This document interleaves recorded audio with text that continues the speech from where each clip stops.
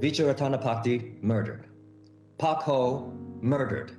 Noel Quintana, face slashed with a blade from ear to ear. An 89-year-old woman set on fire. Tadataka Ono, a professional jazz pianist, beaten so badly he can no longer play piano. And now 7 Asian people shot dead in Georgia 2 days ago, 6 of whom were women. These are only a few of the 3,800 reported incidents since last March.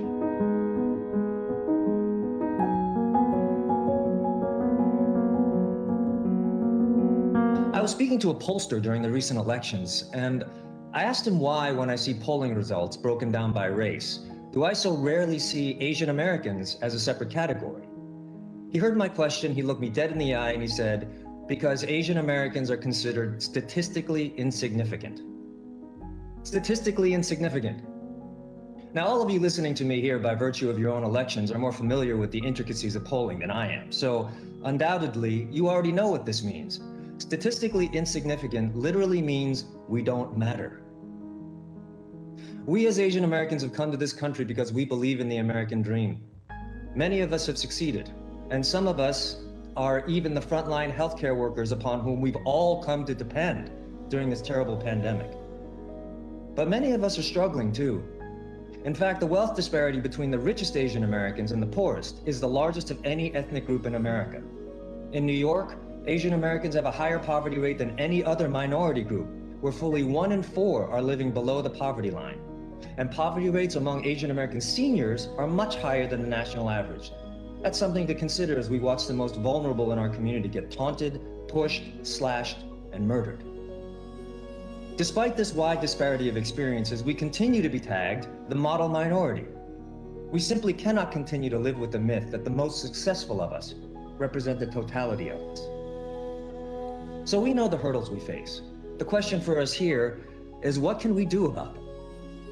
One of the places that starts is with education.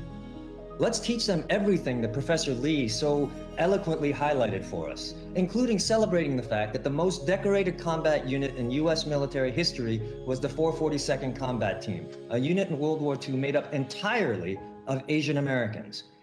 Now, these are not moments in Asian American history. This is American history. When we are erased from our history books, we are made invisible.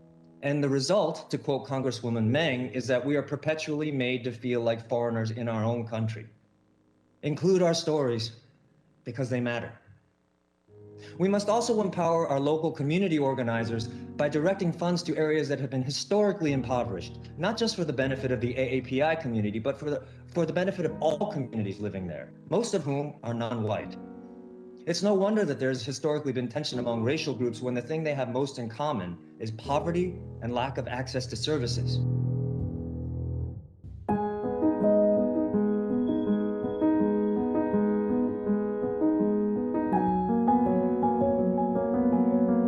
And there happen to be 2 pieces of legislation before this committee as we speak that deal with these specific issues.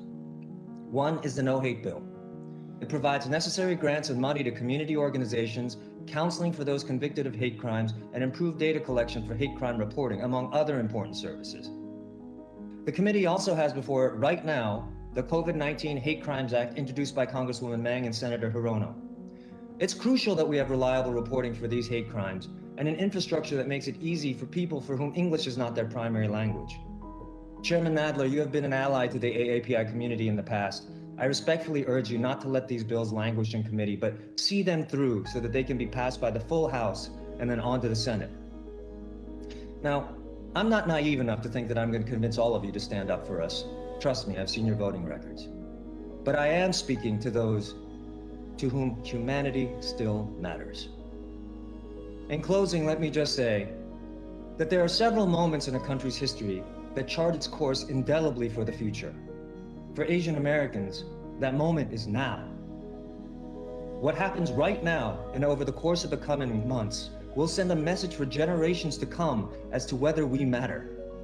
Whether the country we call home chooses to erase us or include us, dismiss us or respect us, invisibilize us or see us.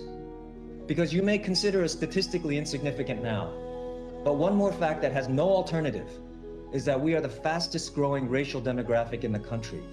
We are 23 million strong. We are united. and we are waking up. Thank you. Thank you, sir.